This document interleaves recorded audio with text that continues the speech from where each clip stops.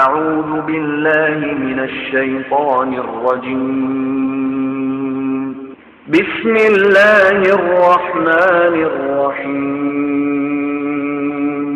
الله ولي الذين آمنوا يخرجهم من الظلمات إلى النور والذين كفروا أولياؤهم الطاغوت يخرجونهم من النور إلى الظلمات أولئك أصحاب النار هم فيها خالدون. വിശ്വസിച്ചവരുടെ രക്ഷാധികാരിയാകുന്നു അല്ലാഹു. അവൻ അവരെ ഇരുട്ടുകളിൽ നിന്ന് വെളിച്ചത്തിലേക്ക് കൊണ്ടുവരുന്നു. എന്നാൽ സത്യനിഷേധികളുടെ രക്ഷാധികാരികൾ ദുർമൂർത്തികളാകുന്നു. വെളിച്ചത്തിൽ നിന്ന് ഇരുട്ടുകളിലേക്കാണ് ആ ദുർമൂർത്തികൾ അവരെ നയിക്കുന്നത്. അവരത്രേ നരകാവകാശികൾ, അവരതിൽ നിത്യവാസികളാകുന്നു.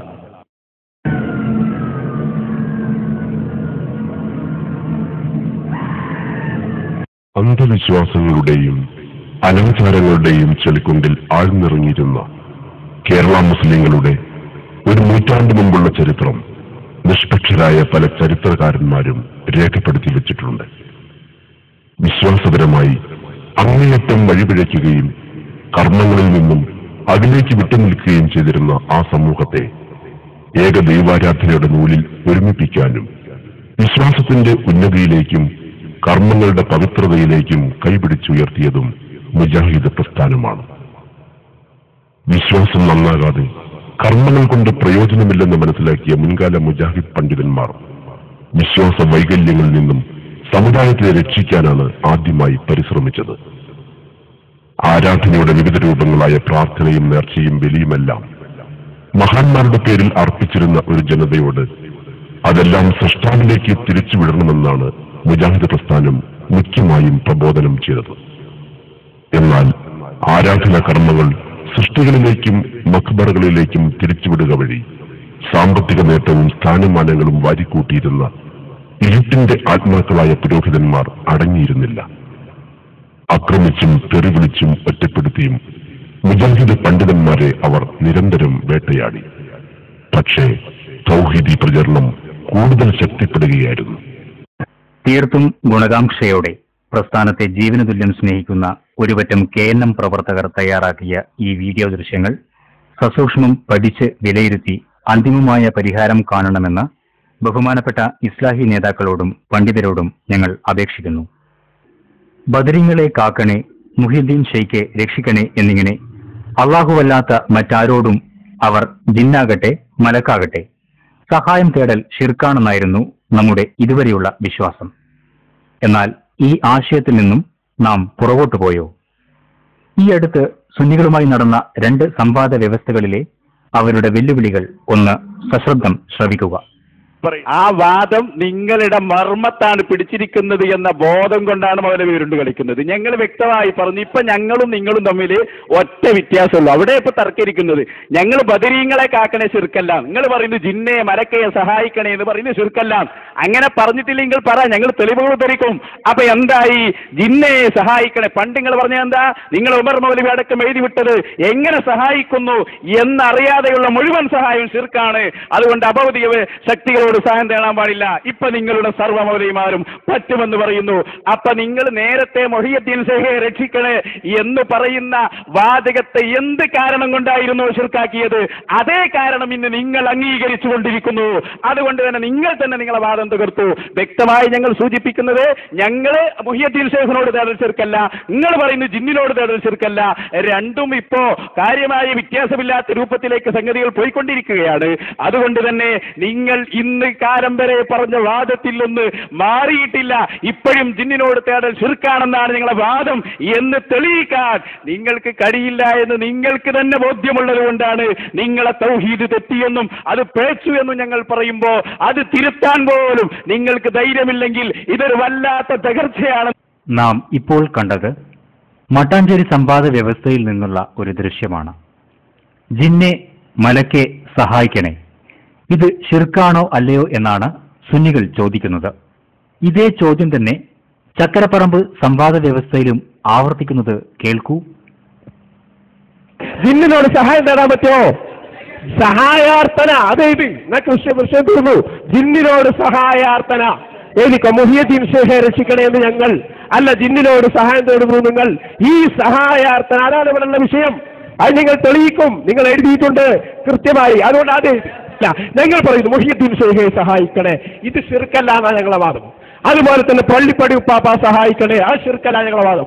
അതോടൊപ്പം തന്നെ എഴുത് എന്ത് മലക്കെ സഹായിക്കണേ, ജിന്നെ സഹായിക്കണേ, ഇത് ശിർക്കല്ല എന്ന് നീ പറയണേ, അതല്ലേ വാദം.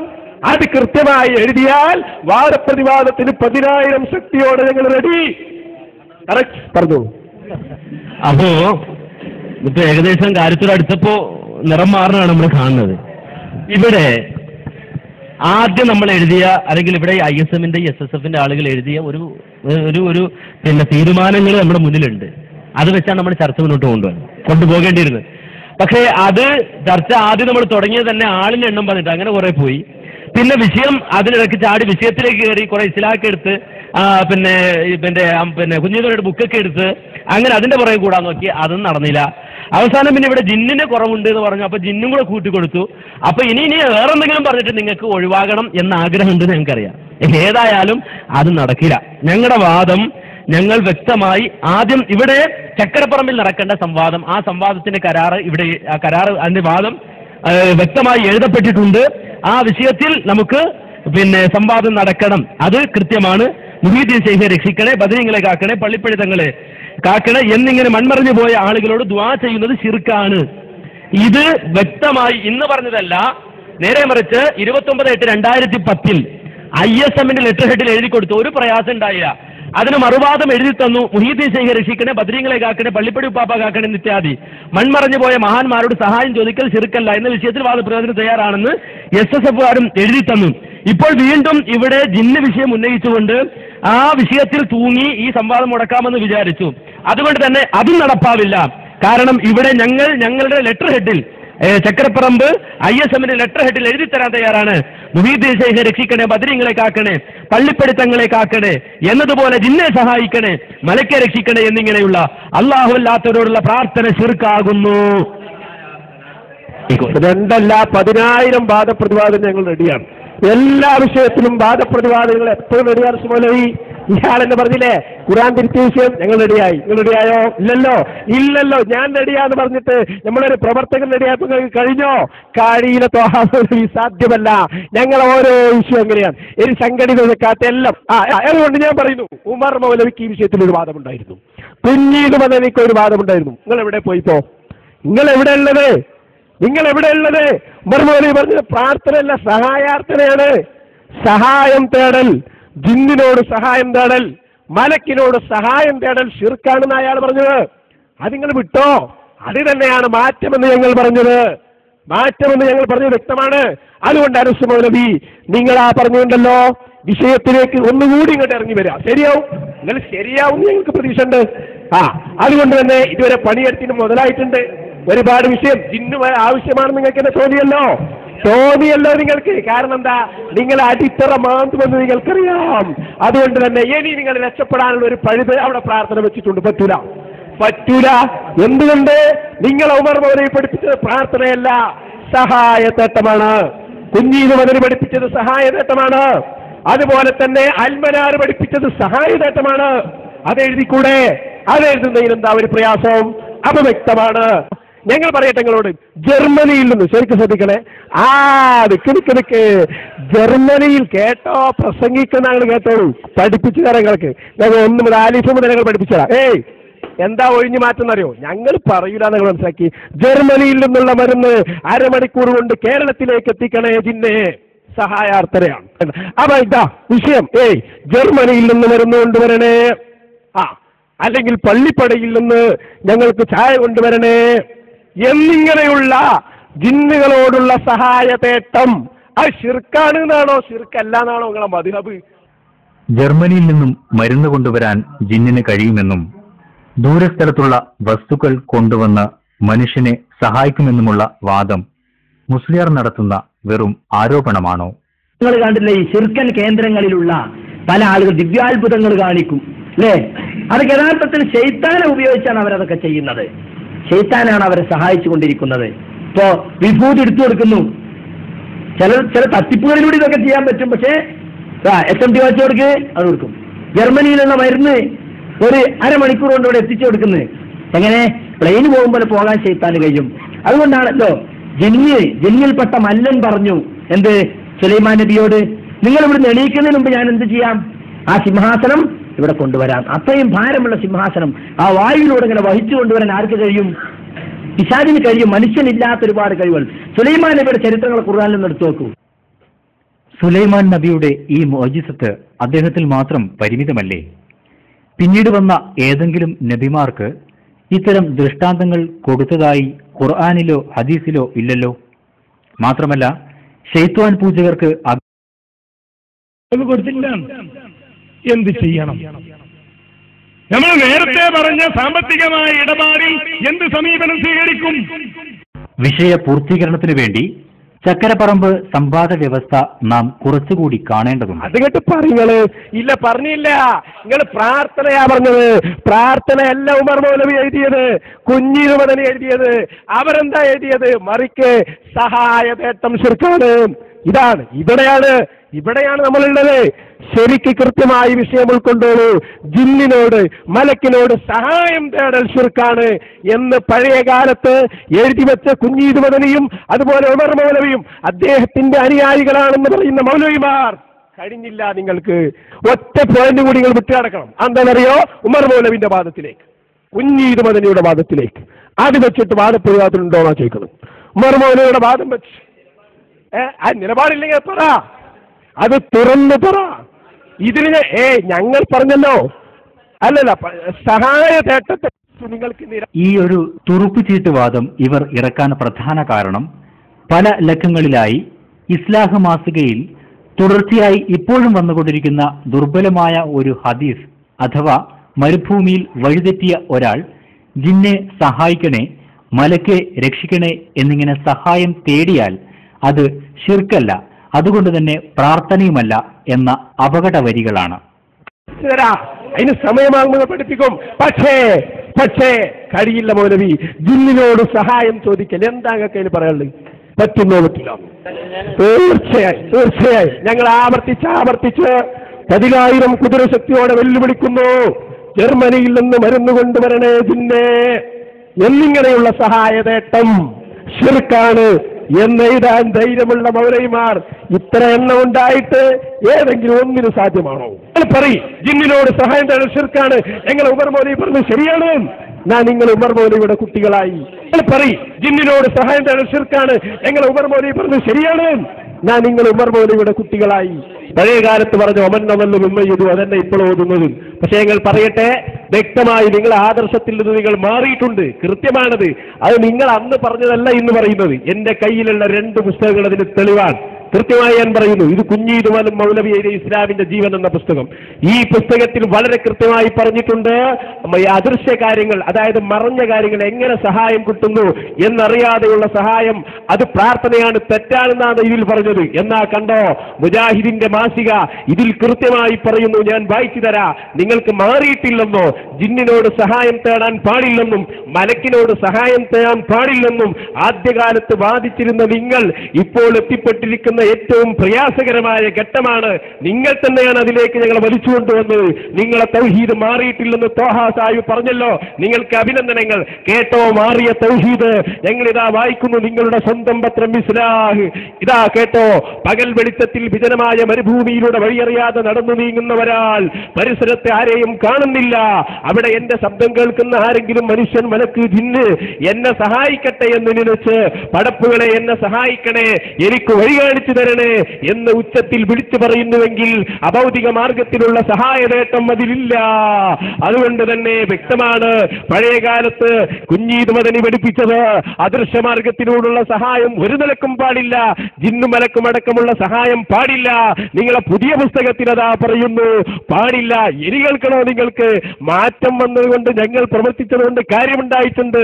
നിങ്ങൾ തന്നെ ഇറക്കിയില്ലേ സർക്കുലർ? അത് വിജയമല്ലേ ഞങ്ങളുടെ? ജിന്ന് സംബന്ധമായി മിണ്ടരുത് എന്ന് കേരള ജംഇയ്യത്തുൽ ഉലമ എന്ന നിങ്ങളുടെ സംഘടനക്ക് സർക്കുലർ വരെ ഇറക്കേണ്ടി വന്നില്ലേ? എന്നിട്ട് പിന്നെ ഇറങ്ങിയ ഇസ്ലാഹല്ലേ ഇത്? ഇതിലിതാ വീണ്ടും പറഞ്ഞിരിക്കുന്നു, ജിന്നിനോട് സഹായം തേടുന്നത് ശിർക്കല്ല. വീണ്ടും പറഞ്ഞിരിക്കുന്നു, അവ മാറ്റമുണ്ടായിട്ടുണ്ട്. ഇല്ലെന്ന് പറയാൻ അനസ് മൗലവിക്ക് ധൈര്യമുണ്ടോ? അതുകൊണ്ട് വെല്ലുവിളിക്കുന്നു, മാറ്റിയിട്ടില്ല എന്ന് പറയാൻ ധൈര്യമുണ്ടോ? ഞങ്ങൾ വായിച്ച് തെറ്റാണെന്ന് പറയാൻ കഴിയോ? കണ്ടതാ ജിന്ന് പിശാച് വിഷയത്തിൽ കേരള ജംഇയ്യത്തുൽ ഉലമയുടെ നിലപാട്. ഇനി ആരും അത് പറയരുത്. സംഘടനാപരമായി നമുക്ക് ക്ഷീണമുണ്ടായിട്ടുണ്ട്, ജിന്ന് നമ്മളെ കുഴക്കിയിട്ടുണ്ട്. കൃത്യമായി എഴുതിയിട്ട് സർക്കുലർ വരെ നിങ്ങൾ കൊടുത്തില്ലേ? കൊടുത്തിട്ട് അംഗീകരിച്ചോ നേതാക്കളെ? ഇല്ല. അതിന്റെ ശേഷം ഇറങ്ങിയ ഇസ്ലാഹിലും പറയുന്നു ജിന്നിനോട് സഹായം തേടൽ ശിർക്കല്ല. കൃത്യമാണ്, മാറ്റമുണ്ടായിട്ടുണ്ട്. മാറ്റുന്ന പ്രസ്ഥാനമാണ് നിങ്ങൾ. അത് കൃത്യമായി ഞങ്ങൾ പറയുന്നു. വായിക്കണമെങ്കിൽ വായിക്കാ, കഴിയില്ല.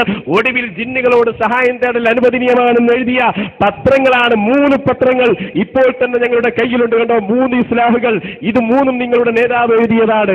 നിങ്ങളുടെ ജംഇയ്യത്തിന്റെ നേതാവായ മിസ്റ്റർ ജബ്ബാർ മൗലവി എഴുതിയ ലേഖനം, സക്കരിയ സലാഹി എഴുതിയ ലേഖനം കണ്ടോ. വ്യക്തമായി ഞങ്ങൾ പറഞ്ഞു. നിങ്ങളെ സർക്കുലർ നിങ്ങൾക്ക് ഇറക്കേണ്ടി വന്നു. കുഞ്ഞീത് മദനിയുടെ വാദം നിങ്ങൾ തലയിലേക്ക് പേറിയിരുന്ന വാദം നിങ്ങൾ വലിച്ച് താഴേക്കിട്ടു. ഞാൻ ചോദിക്കട്ടെ, പഴയ കാലത്ത് ജിന്നും മലക്കും വലിയും ഒന്നും പാടില്ലെന്ന് പറഞ്ഞു നിങ്ങൾ ജിന്ന് പറ്റും വലിയ പറ്റൂല എന്ന ഒരു മാറ്റത്തിലേക്ക് നിങ്ങൾ എത്തിയില്ലേ? അത് അഹ്ലുസുന്നയുടെ വിജയമാണ്. ഇൻഷാ അല്ലാഹ് ഞങ്ങൾ വാദപ്രതിവാദം തുടരട്ടെ. കുഞ്ഞീത് മദനി പറയുന്നത് കേൾക്കൂ. മനുഷ്യ കഴിവിൽപ്പെട്ട കാര്യങ്ങളിൽ ജീവിച്ചിരിക്കുന്ന മനുഷ്യർ അന്യോന്യം സഹായാഭ്യർത്ഥന നടത്താൻ ഇസ്ലാം അനുവദിച്ചതാണ്. അവർ അന്യോന്യം സഹായിക്കണമെന്ന് ഇസ്ലാം നിർദ്ദേശിച്ചതുമാണ്. എന്നാൽ മനുഷ്യ കഴിവിന് അതീതമായ കാര്യങ്ങളിൽ ജീവിച്ചിരിക്കുന്നവരോടോ മരിച്ചവരോടോ സഹായാർത്ഥന നടത്തുന്നത് ശിർക്കാണ്. പരിശുദ്ധ ഖുർആനിന്റെയും തിരുസുന്നത്തിന്റെയും അടിസ്ഥാനത്തിൽ പരമാർത്ഥമുള്ളതും ഉത്തമ നൂറ്റാണ്ടിൽ സത്യവിശ്വാസമായി നിലവിലുണ്ടായിരുന്നതും ഇതാണ്. കൊട്ടപ്പുറം സംവാദ പുസ്തകത്തിൽ ബഹുമാന്യനായ AP അബ്ദുൽ ഖാദർ മൗലവിയും ഇതുതന്നെ പറയുന്നു. ഫാത്തിഹയുടെ തീരത്ത് ഉമർ മൗലവി പറഞ്ഞതും ഇതുതന്നെ. സംഗതി വളരെ വ്യക്തമാണ്. ഒഴിഞ്ഞുമാറ്റത്തിന്റെ ഏറ്റവും പാരമ്യതയിലാണ് ഇപ്പോൾ അഹ്സനയുള്ളത്. ഒഴിഞ്ഞുമാറ്റത്തിന്റെ പാരമ്യതയിലാണ് അഹ്സനയുള്ളത്. നിങ്ങൾ വായിച്ചത് ഞങ്ങളുടെ കയ്യിലുണ്ട്. നിങ്ങളിപ്പോൾ അഡ്വാൻസ് ആയി എടുത്തു കാണിക്കേണ്ടതില്ല. അതിനുള്ള മറുപടിയും ഞങ്ങളുടെ കയ്യിലുണ്ട്. നിങ്ങൾ കൊണ്ടുവന്ന സർക്കുലറും ഞങ്ങളുടെ കയ്യിലുണ്ട്. നിങ്ങൾ കൊണ്ടുവരുന്നത് മുഴുവൻ ഞങ്ങളുടെ കയ്യിലുണ്ട്. അതൊന്നും ഇല്ലാതെയാണ്, ഞങ്ങളിതൊന്നും കാണാത്തവരാണ് എന്ന് അഹ്സന തെറ്റിദ്ധരിച്ചിട്ടുണ്ട്. ഞങ്ങൾ കണ്ടവരും മറുപടി പറഞ്ഞവരും പറയാൻ കഴിയുന്നവരും ഇനിയും പറയുന്നതുമാണ്. അതേസമയം നിങ്ങൾ ധൈര്യമുള്ളവരാണെങ്കിൽ കരാറിന് വന്ന് 2 ബുക്കെടുത്ത് കാണിച്ചാൽ അങ്ങനെ ആ കരാറിനെ ഇല്ലാതാക്കാം എന്ന് നിങ്ങളുടെ കഴിഞ്ഞ പ്രാവശ്യം മട്ടാഞ്ചേരിയിൽ വെച്ച് നിങ്ങൾ പയറ്റിയ അടവ് ഒന്നുകൂടി ഇവിടെ പയറ്റാൻ നിങ്ങൾ ശ്രമിക്കുകയാണ്. അതെന്തായാലും ഇവിടെ വിലപ്പോവില്ല. ഇവിടുത്തെ വിഷയത്തിൽ വാദപ്രതിവാദം നടത്താൻ ഞങ്ങൾ ഒരുക്കമാണ്, അതിന് തയ്യാറാണ്. ആ വിഷയത്തിൽ ഞങ്ങൾ വാദപ്രതിവാദം നടത്തുക തന്നെ ചെയ്യും. നിങ്ങൾ ഉദ്ധരിക്കുന്ന ഇസ്ലാഹാണെങ്കിലും സർക്കുലർ ആണെങ്കിലും അതിനെല്ലാം വ്യക്തമായ മറുപടി ഞങ്ങൾ പറഞ്ഞിട്ടുണ്ട്. ഇനിയും പറയും. ഇനി നിങ്ങളെ സംബന്ധിച്ചിടത്തോളം നിങ്ങൾ ധൈര്യമുള്ളവരായിരുന്നെങ്കിൽ ഈ ഉദ്ധരണികൾ ഞങ്ങൾ തൗഹീദിന്റെ രംഗത്ത് നിന്ന് പ്രാർത്ഥന അള്ളാഹുവിനോട് മാത്രമെന്ന തത്വത്തിൽ നിന്ന് മാറിയിട്ടുണ്ടെങ്കിൽ ഈ വാദപ്രതിവാദം നടത്തി അവിടെ വെച്ച് നിങ്ങൾ പറയണമായിരുന്നു, തെളിയിക്കണമായിരുന്നു. നിങ്ങൾ അവിടെ എത്തിക്കുകയില്ല എന്ന വാശിയിലാണുള്ളത്. അവിടെ വെച്ച് നിങ്ങൾ പറഞ്ഞാൽ കൃത്യമായി ഈ ഓരോ വാചകത്തിന് ഞങ്ങൾക്ക് ഉത്തരം പറയാൻ കഴിയും. നിങ്ങൾ ഉദ്ധരിക്കുന്ന ഓരോ വാചകങ്ങളും, നിങ്ങൾ കാണിക്കുന്ന ഓരോ കൃത്രിമങ്ങളും ഞങ്ങൾക്ക് ഉദ്ധരിക്കാൻ കഴിയാവുന്നതാണ്, ഞങ്ങൾ കണ്ടിട്ടുള്ളതാണ്. ഇവിടെ അദ്ദേഹം ഒരു ചാൻസ് നോക്കിയിരുന്നു. അങ്ങനെ കിട്ടിയ ഒരു പഴുത് ഉപയോഗപ്പെടുത്തി ഈ കരാറിനെ ദുർബലപ്പെടുത്താമെന്ന ഒളി അജണ്ട, ഹിഡൻ അജണ്ട വെച്ചുകൊണ്ടാണ് അദ്ദേഹത്തിന്റെ കളി തുടങ്ങുന്നത്. ഞങ്ങൾക്കറിയാം, നിങ്ങൾ തുടങ്ങുമ്പോൾ ഞങ്ങൾക്കറിയാം. മട്ടാഞ്ചേരിയിൽ നിങ്ങളത് പയറ്റാൻ നോക്കി, നടന്നില്ല, ഞങ്ങൾ സമ്മതിച്ചില്ല, നിങ്ങൾ അതിന്റെ പേരിൽ മുടക്കിപ്പോയി. എന്നിട്ട് മട്ടാഞ്ചേരി കരാറിന് മട്ടാഞ്ചേരി സംവാദം എന്ന് പേരിട്ട് നിങ്ങൾ CD ഇറക്കി. ഇനി ഇവിടെ വെച്ചും നിങ്ങൾ അത് ആവർത്തിക്കാമെന്നാണ് നിങ്ങൾ വിചാരിക്കുന്നത്. അത് നടപ്പാവുകയില്ല. അതുകൊണ്ടാണ് അഡ്വാൻസ് ആയി ഞങ്ങൾ വ്യക്തമായി കരാറിൽ എഴുതി വെച്ചിട്ടുള്ളത്. ഞങ്ങൾക്ക് ധാരണയുണ്ട്. നിങ്ങളെന്താ ഈ വിഷയത്തിൽ വന്നാൽ ഞങ്ങളുടെ തൗഹീദ് പൊളിഞ്ഞു എന്ന് പറഞ്ഞ് ഇസ്ലാം വായിച്ചൂടെ? അവിടെ വെച്ച് വായിച്ചാൽ ഞങ്ങൾ മറുപടി കൃത്യമായി പറയും. നിങ്ങൾ വായിച്ച ഓരോ ഉദ്ധരണിക്ക് മറുപടി പറയും. ജിന്നോട് പ്രാർത്ഥിക്കാൻ പറ്റുമോ പറ്റില്ലേ, കൃത്യമായ മറുപടി അവിടെ പറയും. അതുപോലെ തന്നെ മലക്കിനോട് പ്രാർത്ഥിക്കാൻ പറ്റുമോ പറ്റില്ലേ, കൃത്യമായ മറുപടി അവിടെ പറയും. അതിനാണ് വാദപ്രതിവാദം. കരാറിന് വന്ന് നിങ്ങൾ വാദപ്രതിവാദമാക്കി മാറ്റി അല്ലെങ്കിൽ മറ്റൊരു രൂപത്തിലാക്കി ഈ കരാറ് നടക്കാതെ പോവുക എന്ന് നിങ്ങളുടെ ആവശ്യമായിരിക്കാം. ഏതായിരുന്നാലും ഈ കരാറിന്റെ അപ്പുറത്ത് ഒരു വർത്തമാനം ഒരിക്കലും നിങ്ങൾ പ്രതീക്ഷിക്കേണ്ടതില്ല. ഞങ്ങളെ സംബന്ധിച്ചിടത്തോളം ഇവിടെ എഴുതിയ ആ വാദത്തിൽ വാദപ്രതിവാദം നടത്താൻ വേണ്ടി ഉള്ള ചർച്ചയാണ്. ആ ചർച്ചയിൽ ഒതുങ്ങി നിൽക്കുകയല്ലാതെ അതിനപ്പുറത്തേക്ക് വഴുതിപ്പോകാമെന്ന നിങ്ങളുടെ ദുർവാശി ഇവിടെ നടക്കുകയില്ല. ഞങ്ങൾ അതിന് സമ്മതിക്കുകയില്ല. ഇവിടെ കൃത്യമായി ഈ വിഷയത്തിലാണ് വാദപ്രതിവാദം നടത്തേണ്ടത്. അത് ഞങ്ങൾക്കറിയാം. അതുകൊണ്ട് തന്നെയല്ലേ ഞങ്ങള് ഈ തോഹ സാഹിബ് തന്നെയാണ് ആ വിഷയം ഇവിടെ എടുത്തിട്ടത്. നിങ്ങൾ പറഞ്ഞു മാറ്റിയിട്ടില്ല, അവിടെയാണ് ഞങ്ങൾ ഇടപെട്ടത്. അല്ലെങ്കിൽ അത് പിൻവലിക്കണം, നിങ്ങൾ മാറ്റിയിട്ടുണ്ട്, അതാണ് നമ്മുടെ വിഷയം. കാര്യം അങ്ങനെ തന്നെ നടക്കും, നിങ്ങൾ പേടിക്കണ്ട. വാദപ്രതിവാദത്തിൽ നിന്ന് ഞങ്ങൾ ഒരിക്കലും രക്ഷപ്പെടൂല. ഞങ്ങൾ എഴുതുന്നത് 500 ആൾ ഇവിടെ എഴുതി അതേ വാദം, വേറെ ഒരു വിഷയം നടക്കൂല. പക്ഷെ തോഹ സാഹിബ് ഇടയ്ക്ക് ഇവിടെ ഒരു വിഷയം എടുത്തിട്ടു. ഞങ്ങൾ പഴയകാല തൗഹീദിനാണുള്ളത്. മൗലവി നിങ്ങളെ കയ്യിൽ മറുപടി ഉണ്ടെങ്കിൽ എടുക്ക് മറുപടി. ഈ തോഹ സാഹിബിന്റെ വാദത്തെയാണ് ഞാൻ ഗണ്ണിക്കുന്നത്. നിങ്ങൾ മാറ്റിയിട്ടുണ്ട്. എഴുന്നേറ്റുകൊണ്ട് ഭയപ്പെടേണ്ടെങ്കിൽ കേട്ടോടി, നിങ്ങൾക്ക് എഴുന്നേറ്റിരിക്കാം. ഞാൻ പറയട്ടെ, പുസ്തകം എടുത്ത് കാണിക്കേണ്ടത് അതുകൊണ്ട് തന്നെയാണ്. തീർച്ചയാണ്. ഇപ്പൊ ജിന്നോട് പ്രാർത്ഥന അല്ലേ, ശരി, ഞങ്ങൾ പഠിപ്പിച്ചേ. നിങ്ങൾക്ക് നിങ്ങളെ സർക്കുലറും നിങ്ങളെ പുസ്തകങ്ങളുടെ കയ്യിലുണ്ട്. എന്തിനാൽ എന്ത് അത്ഭുതമാണ് ഞങ്ങളുടെ കയ്യിലുള്ള അത്ഭുതം. നിങ്ങൾ തന്നെയല്ലേ നിങ്ങൾ നിങ്ങളുടെ കയ്യിൽ ചാക്കും. അതാ വലിയ കാര്യം. പോയിട്ടല്ലാതെ എന്താ പറയൊക്കെ. അതുകൊണ്ട് പറയുന്നു ജനങ്ങളൊന്ന് പഠിക്കട്ടെ. പഴയ കാലത്ത് നിങ്ങൾ എഴുതിയ പുസ്തകം ഇതാ, ഇത് കുഞ്ഞീത് മതിലയുടെ പുസ്തകം. എങ്ങനെ സഹായം കിട്ടുന്നു എന്നറിയാതെയുള്ള സഹായം പാടില്ല. കൃത്യമായി ഇതിൽ എഴുതി വെച്ചിട്ടുണ്ട്. ഫാത്തിഹയുടെ തീരത്ത് എന്ന പുസ്തകത്തിൽ എഴുതി വെച്ചിട്ടുണ്ട്, ഒരുപാട് പുസ്തകങ്ങളിൽ. എന്നാ കണ്ടോ, ഈ ജബ്ബാർ മൗലവി എഴുതുന്നു. എന്താ എഴുതുന്നത്? എന്താ കേട്ടോ, പകൽ വെളിച്ചത്തിൽ വിജനമായ മരുഭൂമിയിലൂടെ വഴിയറിയാതെ നടന്നു നീങ്ങുന്നവരാൽ പരിസരത്ത് ആരെയും കാണുന്നില്ല. ഇവിടെ എന്റെ ശബ്ദം കേൾക്കുന്ന ആരെങ്കിലും മനുഷ്യൻ, മലക്ക്, ജിന്ന് എന്നെ സഹായിക്കട്ടെ എന്ന് നിലച്ച് പടപ്പുകളെ എന്നെ സഹായിക്കണേ, എനിക്ക് വഴി കാണിച്ചു തരണേ എന്ന് ഉച്ചത്തിൽ വിളിച്ചു പറയുന്നുവെങ്കിൽ അഭൗതിക മാർഗത്തിലുള്ള സഹായ നേട്ടം അതിലില്ല. അത് കൊണ്ട് അദ്ദേഹം അതാ വീണ്ടും ഇതിൽ എഴുതി. അതൊരിക്കലും ശിർക്കാണെന്ന് പറയാൻ സാധ്യമല്ല. എന്നിട്ട് കൃത്യമായി ഇതിലിതാ തിരുത്തൊക്കെ ഞങ്ങളുടെ കയ്യിലുണ്ട്, ആവശ്യമായ സമയത്ത് വരും. ഇതിൽ ചോദിച്ചു ജബ്ബാർ മൗലവിയോട് ഒരു ചോദ്യം, എങ്ങനെ സഹായിക്കുന്നു എന്നറിയാതെയുള്ള സഹായം ശിർക്കാവൂലേ? അതിന് ഈ ഇസ്രാഹിൽ കൊടുത്ത മറുപടി, സഹോദരന്മാരെ കേട്ടോളൂ, അങ്ങനെ ഒരു വിശ്വാസം ഈ ലേഖകനില്ല. എങ്ങനെ സഹായം കിട്ടുന്നു എന്ന് അറിയേണ്ടതില്ല. അപ്പൊ നിങ്ങളുടെ ഈ 2 പുസ്തകവും തമ്മിൽ വ്യക്തമായ എതിരാണ്. അതാ ഞാൻ പറഞ്ഞത്, തോഹ മൗലവിയുടെ പരാമർശം പിൻവലിക്കണം. നിങ്ങൾക്ക് തെറ്റുപറ്റിയിട്ടുണ്ട്, നിങ്ങൾ മാറ്റിയിട്ടുണ്ട്. തീർച്ചയായും ജിന്ന് മലക്ക് വിഷയത്തിൽ നിങ്ങൾ ഇത്ര, അതുകൊണ്ടല്ലേ സർക്കുലർ ഞങ്ങൾക്ക് ഇങ്ങനെ ഒരു കാലത്തിന്റെ ഇടക്കുണ്ടായിട്ടുണ്ട്. നിങ്ങൾ എന്താ പറയുക? ഈ 2 സംവാദ വ്യവസ്ഥകളിൽ മാത്രമല്ല, ഇപ്പോൾ നടന്നുകൊണ്ടിരിക്കുന്ന എല്ലാ പ്രസംഗവേദികളിലും എഴുതിക്കൊണ്ടിരിക്കുന്ന എല്ലാ ലേഖനങ്ങളിലും മുസ്ലിയാക്കൾ സഹായത്തേട്ടവാദം ഉന്നയിച്ചുകൊണ്ട് പലരെയും ഇവർ ആശയക്കുഴപ്പത്തിലാക്കുന്നു. ഇപ്പോൾ ഞാൻ ചോദിച്ചു, ജിന്നിനോട് സഹായം തേടാമെന്ന് പറയുന്ന സക്കരിയ മുശ്രിക്കാണോ? അതും പറഞ്ഞില്ല. സക്കരിയ ഫലാഹിയുടെ പ്രസംഗത്തിന് മറുപടി പറയലല്ല എന്റെ ജോലി. ഞാൻ തോട്ടമുഖത്ത് പ്രസംഗിച്ച പ്രസംഗത്തിന് മറുപടി പറയലാണ് എന്റെ ജോലി. അത് പോയോ? അത് മറന്നുകൊണ്ട് സംസാരിക്കല്ലേ. അപ്പൊ അതുകൊണ്ട് വ്യവസ്ഥ, നിങ്ങൾ തീർച്ചയായും വ്യവസ്ഥ പാലിക്കണം. ഞാനിവിടെ വായിച്ചതെന്താണ്? അള്ളാഹു അല്ലാത്തവരോട് സഹായം ചോദിക്കുന്നവരുടെ മാർഗം അത് പിഴച്ച മാർഗമാണ്, ഫസാദിന്റെ മാർഗമാണ്.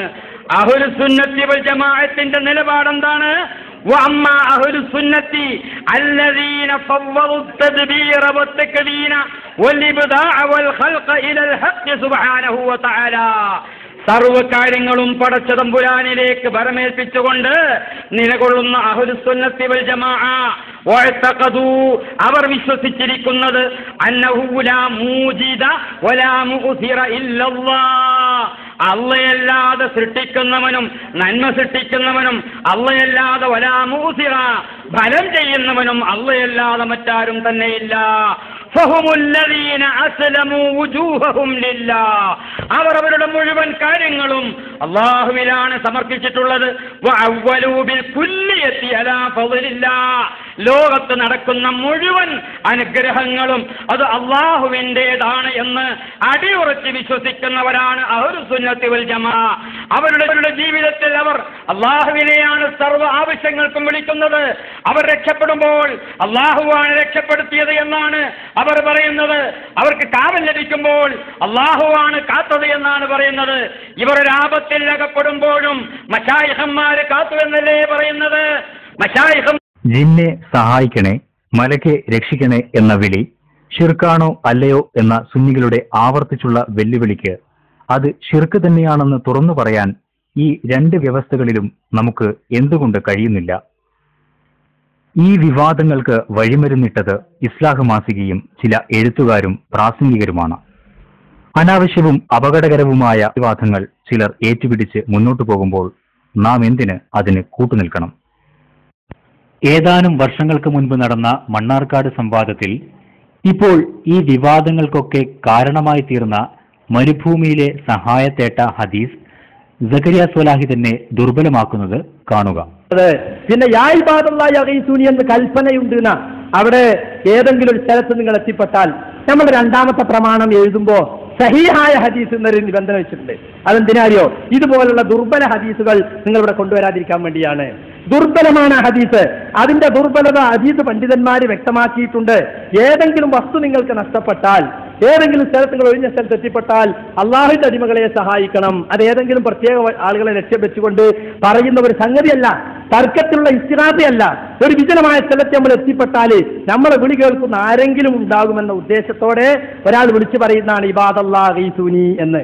വിളിച്ചു പറയുന്ന ദൂരത്ത് മനുഷ്യരാരെങ്കിലും ഉണ്ടെങ്കിൽ അവർ സഹായിക്കട്ടെ, അതല്ലെങ്കിൽ ആ പ്രദേശത്തുള്ള അദൃശ്യ സിദ്ധികളായ മലക്കുകളോ മുസ്ലിം ജിന്നുകളോ സഹായിക്കട്ടെ എന്നതാണ്.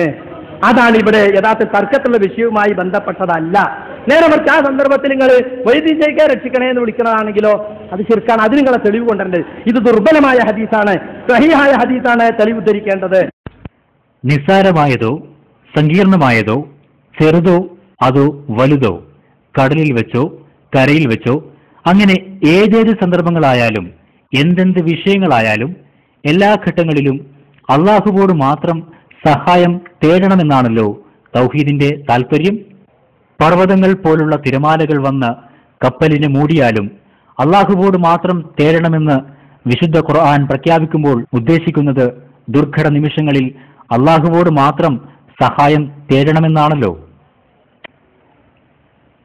അള്ളാഹു ഏറ്റവും അടുത്തുള്ളവനും നമ്മുടെ കണ്ടനാടിയേക്കാൾ അടുത്തുള്ളവനാണെന്നും മയക്കവും ഉറക്കവും ഇല്ലാത്തവനാണെന്നും ഹൃദയങ്ങളിലുള്ളത് അറിയുന്നവനാണെന്നും ആകാശത്തിലാകട്ടെ കരയിലാകട്ടെ പാറക്കെട്ടുകളിലാകട്ടെ ഏതൊരു നിസ്സാര വസ്തുവേയും അള്ളാഹു കൊണ്ടുവരുന്നവനാണെന്നും ഇത്തരം പ്രയോഗങ്ങളൊക്കെ ഖുർആനിൽ അള്ളാഹു ആവർത്തിച്ച് ഉണർത്തുന്നത് ഏതൊരു വിഷമമുണ്ടായാലും അവനോട് തേടിയാൽ മതി എന്നതുകൊണ്ടാണ്.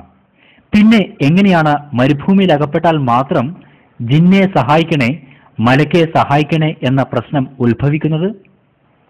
അള്ളാഹു അല്ലാതെ മറ്റാരും തന്നെ അദൃശ്യകാര്യങ്ങളോ ഭാവിയോ അറിയില്ല എന്നാണല്ലോ തൗഹീദിന്റെ കാതൽ. അതുതന്നെയാണല്ലോ നാം ഇതുവരെ പ്രചരിപ്പിച്ചതും. ഇനിയോ രണ്ടാമത് നമ്മള് ഇവരോടൊക്കെ തേടാനുള്ള കാരണം എന്താ? നമ്മൾ വിചാരിക്കുന്നത് നമ്മളെ രഹസ്യമായ കാര്യങ്ങള് മറഞ്ഞ കാര്യങ്ങളൊക്കെ അറിയാൻ ഈ ജാതി സംഘന്മാർക്കും ബീവിമാർക്കും ഒക്കെ കഴിയുന്ന അല്ലേ? ബീവിമാരെയൊക്കെ കറാമത്ത് എന്തൊക്കെയാ പറയല്? നമ്മളങ്ങോട്ട് ചെന്നാ മതി, നമ്മളങ്ങോട്ട് ചെന്നാ മതി. എന്താ സംഗതി ഇങ്ങോട്ട് പറയുന്ന? നമ്മള് ബീവിയുടെ അടുക്കലേക്ക് തങ്ങളടുക്കലേക്ക് നമ്മളൊരാവശ്യമായിട്ട് ചെന്നാൽ അപ്പൊ പറയും, ഇപ്പോ ഭർത്താവിന് വിസ കിട്ടാൻ വേണ്ടിയാണ്, അല്ലെങ്കിൽ കുറെ കാലമായി ഭർത്താവ് ഗൾഫിലാണ്, എന്തോ നിയമപ്രശ്നം കൊണ്ട് പെരുങ്ങിക്കിടക്കാണ്, അതൊന്ന് ശരിയാക്കാൻ വേണ്ടിയാണ് ഭാര്യ ബീവിയുടെ അടുക്കലേക്ക് തങ്ങളേക്ക് ചെല്ലുന്നതെങ്കിൽ അപ്പൊ തങ്ങൾ പറയും, ഭർത്താവ് കുറെ കാലമായി ഗൾഫിലാണല്ലേ, കേൾക്കണ്ട, തിരിച്ചു വരും, ഒക്കെ പണിയുണ്ട് എന്ന് മൂപ്പർ ഇങ്ങോട്ട് പറയും. അത്രയേറെ മറഞ്ഞ കാര്യങ്ങൾ അറിയാൻ കഴിയും. നേരത്തെ നിങ്ങൾ കേട്ടില്ലേ, തങ്ങളിപ്പാപ്പ പറഞ്ഞു, ഫക്കീറുപ്പാപ്പ പറഞ്ഞു പോകരുത്, സുധീകരിച്ചിട്ടേ പോകാൻ പാടുള്ളൂ, അതിന്റെ മുന്നേ പോയതല്ലേ കുഴപ്പം പറ്റിയത് എന്ന് നമ്മൾ വിചാരിക്കുന്നു. അതല്ലേ പാടുന്നതും, കുപ്പിയകത്തുള്ള വസ്തുവിനെ പോലെ കാൺമാഞ്ഞ നിങ്ങളുടെ കൽബകമെന്നോവര്, കണ്ണിൽ കാണാത്തതും കൽബകത്തുള്ളതും കൺകൊണ്ട് കണ്ട പോൽ കണ്ട് പറഞ്ഞോവര്. കുപ്പിയകത്തുള്ള വസ്തുവിനെ പോലെ കാണുന്ന നമ്മള് ഇപ്പൊ പേരാമ്പ്ര ഒരു ബേക്കറി പോയി വിചാരിക്കും. എന്നാൽ ഇതിന് വിപരീതമായി ഇദ്ദേഹത്തിന്റെ വിചിത്രവാദം ഒന്ന് കേൾക്കൂ. അപ്പൊ നിങ്ങൾ ഇവിടുത്തെ ഉള്ളാളെ ഞങ്ങളെടുത്ത് പോയ കടവത്തൂരിനല്ലേ? നബീസല്ലേ പേര്? നിങ്ങളെ ബാപ്പാന്റെ പേര് അഹമ്മദല്ലേ? നിങ്ങളെ ഭർത്താവ് കുറെ ഗൾഫിലായിരുന്നില്ലേ? നിങ്ങൾക്ക് ഇപ്പൊ സുഖല്ലേ? അവിടെ പോയി ഇവിടെ പോയിട്ട് മാറിയില്ലല്ലേ? ഇതങ്ങനെ കേൾക്കുമ്പോൾ ഞെട്ടി, ഇയാള് ദിവ്യം തന്നെ കേട്ടോ. എന്താ സംഗതി? ഇയാളുടെ കരീൻ, ഇപ്പൊ എന്റെ കരീനിന്റെ ജീവിതത്തിലെ കാര്യങ്ങളൊക്കെ അറിയാം, തങ്ങളെ കരീനും എന്റെ കരീനായിട്ട് ബന്ധപ്പെടാം. അതിനെങ്ങനെ സാധിക്കാന്നാ സുല്ലമി ചോദിക്കണേ. ഞമ്മക്ക് അതിന്റെ പണിയല്ല, അവനോട് ചോദിച്ചു നോക്കി എങ്ങനെ സാധിക്കാന്ന്. ജിന്ന് പൂജകന്മാരോട് പോയി ചോദിച്ചു നോക്കി. എന്നിട്ട് കരീനും തമ്മിൽ ബന്ധപ്പെട്ടിട്ടാണ് എന്റെ കഴിഞ്ഞ കാലത്തെ കാര്യമൊക്കെ പറഞ്ഞത്. അതിന് കേട്ടിനോട് കൂടി ഇയാൾ ഭാവി അറിയുന്ന ആളാണ് ഞാനങ്ങ് വിശ്വസിച്ച് ഇയാൾ പറഞ്ഞൊക്കെ പിന്നെ അടിമകനെ പോലെ കേൾക്കുകയാണ്. സ്വാമിമാരും സിദ്ധന്മാരും നടത്തുന്ന തട്ടിപ്പുകളെ കുറിച്ച് മുജാഹിദ് ബാലുശ്ശേരി പറയുന്നത് ശ്രവിക്കുക. ദുരന്തം ഭൂമുഖത്ത് ഇവിടെ ഇതിന്റെ ഒക്കെ ഒരു തട്ടിപ്പ് നിങ്ങൾക്ക് മനസ്സിലാക്കുന്ന ഒരു ഉദാഹരണം പറഞ്ഞു. എഗരൂല് എന്ന് പറഞ്ഞൊരു സ്ഥലമുണ്ട്. ഏകരൂല് ഇവിടെ അടുത്ത് താമരശ്ശേരിക്ക് പോകുമ്പോ ഏകരൂല് ഊനൂരിന്റെ തൊട്ടിപ്പുറത്ത് അവിടെ ഒരു വലിയ സ്വാമിയുണ്ട്. നിങ്ങൾ മനസ്സിലാക്കണം, ആ സ്വാമിയല്ല, ആ സ്വാമി മൂപ്പർക്ക് ചൊവ്വാഴ്ചയാണ് അവിടെ ഹിന്ദു മുസ്ലിമും എല്ലാം ചെല്ലും, എല്ലാരും ചെല്ലും. എപ്പോ ആള് ചെന്നാലും ഉണ്ടാവും ഒരു 5-8 ആള് കസേരയില്. അവിടുത്തെ ഒരു തട്ടിപ്പ് നിങ്ങൾ മനസ്സിലാക്കണം, ഇതാ എല്ലായിടത്തും നടക്കണേ. ഒരു 5-8 ആൾ ഇങ്ങനെ ഇരിക്കുന്നുണ്ടാവും. അപ്പൊ ഉദാഹരണത്തിന് നമ്മുടെ കൂട്ടത്തിൽ ഒരു ബഷീർ എന്ന് വിചാരിച്ചോ, ബഷീർ അങ്ങോട്ട് ചെല്ലുന്നു. അപ്പൊ കണ്ടോ തൊട്ടടുത്ത് കസേര ഉണ്ടാവുമല്ലോ. പറഞ്ഞു നിങ്ങളുടെ എവിടുന്നാ വരുന്നത്? ഞാനിങ്ങനെ ഓർക്കാട്ടേരിന്നാ. ഇജ്ജ് എവിടുന്ന് വരുന്നത്? ഞാൻ വടകരയെന്നാ. ഇയ്യോ ഞാൻ മരിച്ചായിരുന്നു. ഇജ്ജ് എവിടെ വരുന്നത്? ഞാനിങ്ങനെ മലപ്പുറത്ത് നിന്ന സ്ഥലത്തെന്നാ. അജ്ജ് എവിടുന്ന് വരുന്നത്? ഞാൻ വരുന്നത് എറണാകുളത്തുനിന്നാ. ഇങ്ങനെയൊക്കെ പറഞ്ഞു അങ്ങനെ ഇരിക്കും. എന്നിട്ട് ചോദിക്കും നിങ്ങളുടെ പേരെന്താ? എന്റെ സ്വാഭാവികമായിട്ട് അങ്ങോട്ട് പരിചയപ്പെടുമ്പോൾ ഇങ്ങോട്ട് പരിചയപ്പെടുമല്ലോ. നിങ്ങളുടെ പേരെന്താ? എന്റെ പേര് ബഷീർ. എന്നിട്ട് മൂപ്പര് തന്നെ ഈ പരിചയപ്പെടുന്നോ പറയൂട്ടോ, എനിക്ക് 4 മക്കളാ, ഇന്ന പ്രശ്നങ്ങളൊക്കെ, ഞാൻ എനിക്ക് ഇന്ന ജോലിയാ എന്നൊക്കെ പറയുമ്പോൾ ഇയാളോട് ചോദിക്കും നിങ്ങൾക്ക് എന്താ ജോലി? എനിക്ക് ഇന്ന ജോലിയാ. പിന്നെ നിങ്ങൾക്ക് എത്ര മക്കളാണ്? 4 മക്കൾ. അപ്പൊ നല്ല ലോകിയൊക്കെ പറഞ്ഞു ഇങ്ങനെ. അങ്ങനെ പിന്നത്തെ ഊഴ ആരുതാ? ആടെ നേരത്തെ ഇരുന്നോണ്ടതാണല്ലോ ഊയോ.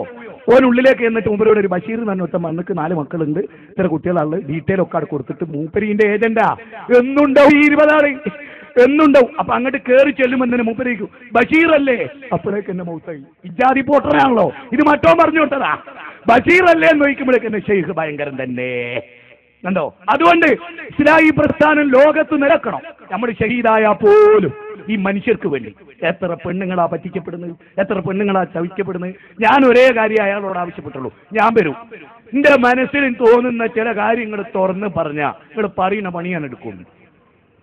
ഞാൻ പറഞ്ഞല്ലോ അല്ലേ, ഒരു പെണ്ണിന്റെ മാല പൊട്ടിച്ചുകൊണ്ടുപോകുമ്പോ ഓളെ കൂടെയുള്ള കരീന് കാണുന്നത് ഓനോ ഉടഞ്ഞിരിക്കല്ലേ. അപ്പോ ഈ മുസ്ലിയാരുടെ അല്ലെങ്കിൽ ഈ തങ്ങളുടെ ഈ പണിക്കരുടെ കരീനും ഈ കരീനും തമ്മിൽ ഈ സംഭാഷണം നടത്തിയിട്ട് ചിലപ്പോൾ വല്ലപ്പോഴും ഒക്കെ അങ്ങനെ തെളിയിക്കാൻ സാധിച്ചെന്ന് വരും. ബനുൽ മുസ്തലഖ് യുദ്ധത്തിന് വേണ്ടി പോയി അല്ലാഹുവിന്റെ റസൂൽ യുദ്ധം കഴിഞ്ഞ് തിരിച്ചു വരുമ്പോ ഒരു സ്ഥലത്ത് തമ്പടിച്ചു പ്രഭാത കർമ്മങ്ങൾ നിർവഹിക്കാൻ വേണ്ടി. ആയിഷ റളിയല്ലാഹു അൻഹ കുറച്ച് ദൂരെ പോയി പ്രഭാത കർമ്മം കഴിഞ്ഞ് തിരിച്ചു വന്നപ്പോൾ ആ ബീവിക്ക് മനസ്സിലായത് കഴുത്തിലെ മാല പോയി. ബീവി അത് തെരഞ്ഞുപോയി. നമ്മളെ നാട്ടില് ബീവിമാരെ കാര്യമായ പണി എന്താ? കാണാതായി പോയ മാല എടുത്തു കൊടുക്കല. ഇവിടെ വീണുപോയത് തന്നെ ആയിഷ ബീവി അറിഞ്ഞിട്ടില്ല. ഇതിനേക്കാൾ വലിയ ബീവി വേറെ വരാനില്ലല്ലോ. പോയി തെരഞ്ഞെടുത്തു വരുമ്പോ ഇവിടുന്ന് യാത്രാസംഘം പുറപ്പെട്ടു. ആയിഷ ബീവി പറയുന്നു, ഞാൻ കനം കുറഞ്ഞ പെണ്ണായത് കൊണ്ട് ഒട്ടകക്കത്തിൽ എടുത്തു വെച്ച ആളുകൾ അതിനുള്ളിൽ ഞാനില്ല എന്ന് മനസ്സിലാക്കിയില്ല. ആരാ എടുത്തു വെച്ചത്? അള്ളാന്റെ ഔലിയാക്കളായ സഹാബികളാ ഒട്ടകക്കത്തിൽ എടുത്തു വെച്ചത്. ആ മറക്കുള്ളിൽ, ഒട്ടകക്കട്ടിനുള്ളിൽ ഒരു മറയുടെ ഉള്ളിൽ ആയിഷ റളിയല്ലാഹു അൻഹ ഇല്ല എന്ന് പോലും ആർക്ക് മനസ്സിലായില്ല?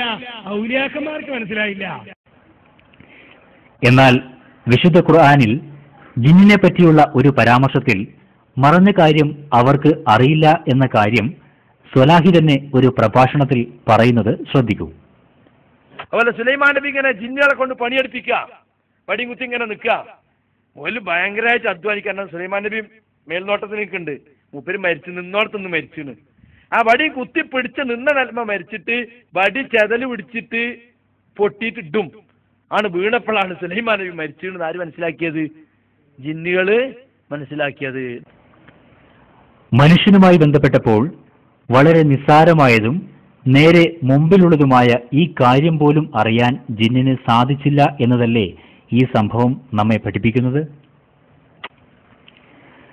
ഹദീസുകളിലേക്ക് പോയാൽ ഇത്തരം വാദക്കാർക്ക് കിട്ടുന്ന ആകെ ഒരു പുൽക്കൊടി ആയിഷ ബീവിയോട് നബി സല്ലല്ലാഹു അലൈഹി വസല്ലമ മറുപടി പറയുന്ന ഒരു ഭാഗമാണ്. എങ്ങനെയാണ് ചില കാര്യങ്ങൾ ജ്യോത്സ്യന്മാർ പറയുന്നത് ഒത്തുവരുന്നത് എന്ന ചോദ്യത്തിന് നബി സല്ലല്ലാഹു അലൈഹി വസല്ലമയുടെ മറുപടി പൈശാചികമായി ലഭിക്കുന്ന ഒരു സത്യവും 100 കളവും എന്നാണ്. ഇവിടെ ശ്രദ്ധേയമായ വസ്തുത ഒരു സത്യത്തിന് 100 കളവുകൾ എന്നതാണ്. ഈ ഒരു ഹദീസ് കൊണ്ട് എങ്ങനെയാണ് ജ്യോത്സ്യന്മാർ പറയുന്നത് ഏറെക്കുറെ ശരിയാണ് എന്ന് പറയാൻ പറ്റുക? ജിന്ന് പിശാച് വിഷയത്തിൽ അതിര് കവിഞ്ഞ നമ്മുടെ സുഹൃത്തുക്കൾ ചെന്നെത്തിയത് വിഗ്രഹങ്ങൾ സംസാരിക്കുന്നതിന്റെ പിന്നിൽ പിശാച് പ്രവർത്തിക്കുന്നു എന്നതിലേക്കാണ്. പക്ഷേ വിഗ്രഹങ്ങൾ ചിലപ്പോൾ സംസാരിച്ചതായി വിഗ്രഹ പൂജകന്മാർ പലയിടത്തും അവകാശപ്പെടാറുണ്ട്. ഇന്ന വിഗ്രഹം സംസാരിച്ചു. അങ്ങനെ സംസാരിച്ചിട്ടുണ്ടെങ്കിൽ തന്നെ വിഗ്രഹത്തിന് സംസാരിക്കാൻ കഴിയില്ലല്ലോ. അത് വെറും മരമോ കല്ലോ അല്ലേ, ശില്പി കൊത്തിയുണ്ടാക്കിയതല്ലേ.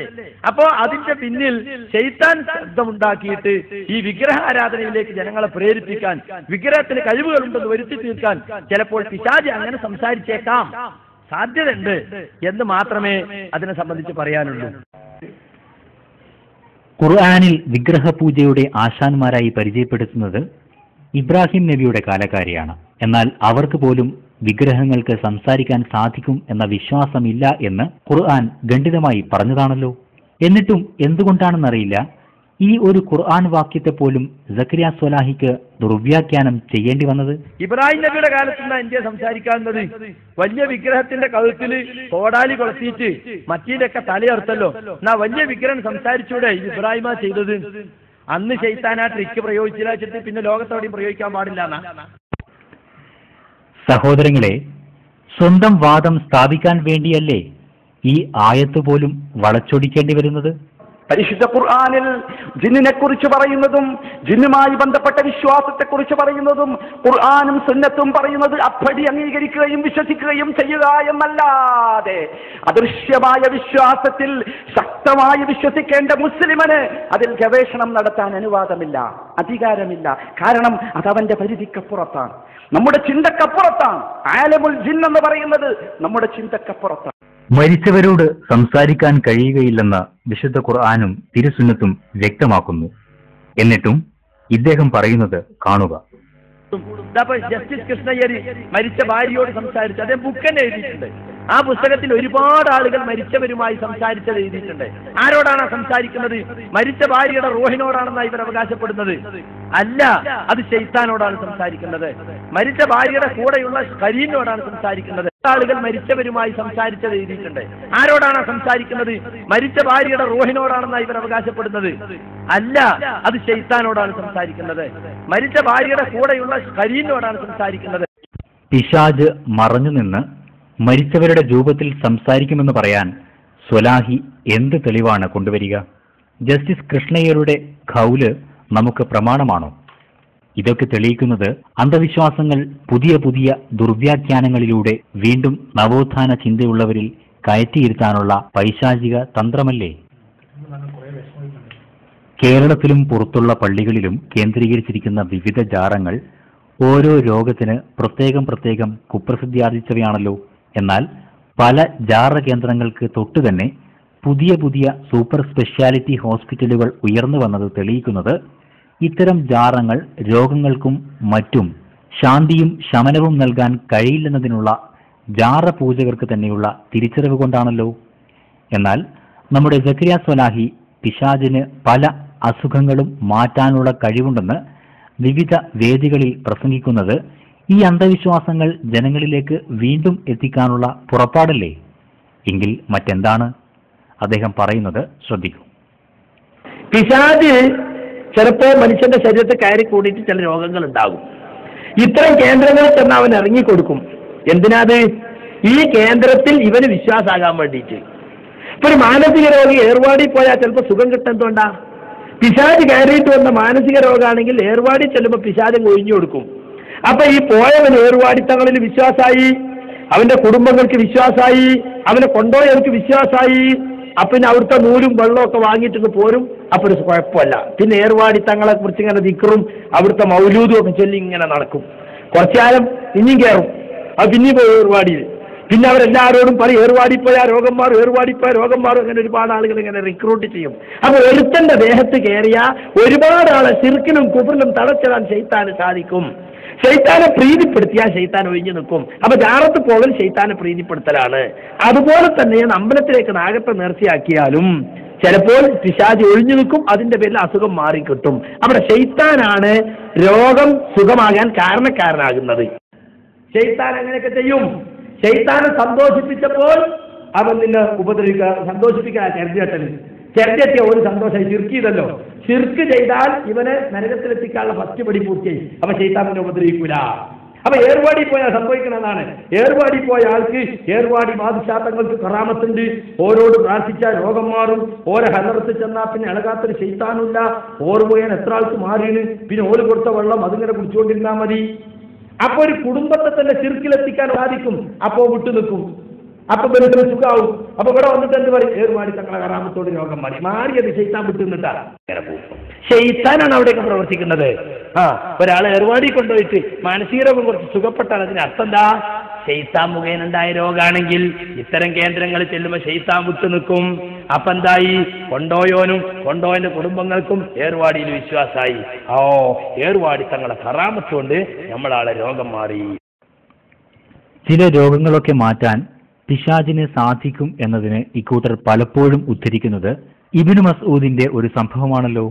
എന്നാൽ നബി സല്ലല്ലാഹു അലൈഹി വസല്ലം തന്നെ ഹറാം കൊണ്ട് ചികിത്സിച്ചാൽ നിങ്ങൾക്കതിൽ ശമനമില്ല എന്നും അഹമ്മദ് ഉദ്ധരിക്കുന്ന ഒരു ഹദീസിൽ വാതരോഗത്തിന് കയ്യിൽ പിച്ചളവള അണിഞ്ഞ ഒരു സ്വഹാബിയോട് നബി സല്ലല്ലാഹു അലൈഹി വസല്ലം പറഞ്ഞത്, ഇത് നീ അണിഞ്ഞാൽ നിന്റെ രോഗം മാറുമെന്നല്ല, മറിച്ച് നീ എന്ത് ഉദ്ദേശിച്ചാണോ അത് ധരിച്ചത് അത് നിനക്ക് വർദ്ധിപ്പിക്കുകയല്ലാതെ ശമനം ലഭിക്കുകയില്ല എന്നതാണല്ലോ. ഇമാം ബഹവി ഉദ്ധരിച്ച മറ്റൊരു ഹദീസിൽ ഇത്തരം എല്ലാ പ്രവർത്തനങ്ങളും നിങ്ങൾക്ക് വിപത്ത് വർദ്ധിപ്പിക്കുകയേ ഉള്ളൂ എന്നും അള്ളാഹുവിന്റെ തീരുമാനം തടയുവാൻ അവയ്ക്കൊന്നും ആവില്ല എന്നുമാണല്ലോ നബി സല്ലല്ലാഹു അലൈഹി വസല്ലമ ഉണർത്തിയത്. ചെറുവണ്ണൂരും മടവൂരും പുത്തമ്പള്ളിയും ഭീമാപ്പള്ളിയും അജ്മീരും നാഗൂറും മുത്തുപ്പേട്ടയും ഒക്കെ സിയാറത്ത് ടൂറിന് വേണ്ടി സിയാറത്ത് ടൂറായി കറങ്ങി നടക്കുന്ന പ്രിയപ്പെട്ട സഹോദരന്മാരെ, സഹോദരികളെ, നാമും സ്വയം ഈ ചോദ്യം ചോദിക്കുക.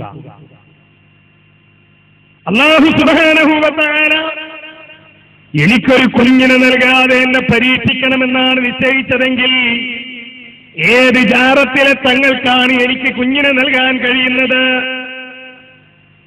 എന്റെ മകൾക്ക് മാനസിക രോഗം വന്ന് ഞാനും അവളും എന്റെ കുടുംബവും പ്രയാസപ്പെടണം. അങ്ങനെ പരീക്ഷണത്തിലൂടെ എന്റെ വിശ്വാസം ശുദ്ധീകരിക്കപ്പെടണം എന്നാണ് റബ്ബുൽ ഇസ്സത്തായ തമ്പുരാന്റെ നിശ്ചയമെങ്കിൽ ഏത് നേർച്ച സ്ഥലത്തിനാണ് എന്റെ മകളുടെ രോഗം തടയാൻ കഴിയുന്നത്? ഏത് ബീവിക്കാ തടയാൻ കഴിയുന്നത്? എല്ലാ ഉത്തരം നൽകാൻ ആ തങ്ങൾക്ക് കഴിയില്ല, ആ ബീവിക്ക് കഴിയില്ല. രോഗം മാറാൻ ഏത് ജാറത്തിലേക്ക് നിങ്ങൾ നേർച്ചയാക്കിയാലും, ഏത് ജാറത്തിൽ നിന്നുള്ള കുറുക്ക് നിങ്ങൾ കെട്ടിയാലും, ഏത് ജാറത്തിൽ നിന്നുള്ള ഏലസ് നിങ്ങൾ കെട്ടിയാലും നിങ്ങളുടെ ആവശ്യം അവരറിയാൻ പോകുന്നില്ല. അറിഞ്ഞാൽ തന്നെ മസ്തജാബൂലക്കും നിങ്ങൾക്ക് അവർ ഉത്തരം നൽകില്ല. ഉത്തരം നൽകില്ലെന്നടുത്ത് മാത്രം ഖുർആൻ അവസാനിപ്പിച്ചില്ല. തുടർന്നല്ല പറയുന്നത് എന്താണെന്നറിയോ? പൂർവസൂരികളുടെ ത്യാഗങ്ങൾ വിസ്മരിച്ചുകൊണ്ട് അന്ധവിശ്വാസങ്ങൾ പുതിയ രൂപഭാവത്തോടെ ഉടലെടുക്കുന്നുവോ? റസൂലുള്ളാഹ് അങ്ങനെ ആദ്യത്തെ വചനങ്ങൾ ഏറ്റുവാങ്ങിയിട്ട് റസൂലുള്ള പനിച്ചു വിറച്ചും കൊണ്ട് വീട്ടിലേക്കാ ഓടിയത്. നേരെ വീട്ടിൽ ചെന്ന് ഖദീജാന്ന് വിളിച്ചു. എന്തേന്ന് വെച്ചു? ജമ്മിലൂനി വേഗം പുതപ്പിട്ടോ, എന്നെ പുതപ്പിട്ട് മൂടിക്കോ. അത് റസൂലുള്ള പറഞ്ഞതിന് ശേഷം എന്തെങ്കിലും ഒന്ന് ഖദീജ ബീവി മുണ്ടിയിട്ടില്ല. എൻ്റെ ഭർത്താവിനോടൊപ്പം അധികം വർത്താനം പറയാൻ പറ്റിയ പരുവത്തിലല്ല, വേഗം ഇവിടെ കിടക്കിയെന്നും പറഞ്ഞാൽ പുതപ്പിട്ട് ഇങ്ങോട്ട് മൂടിക്കൊടുത്തു.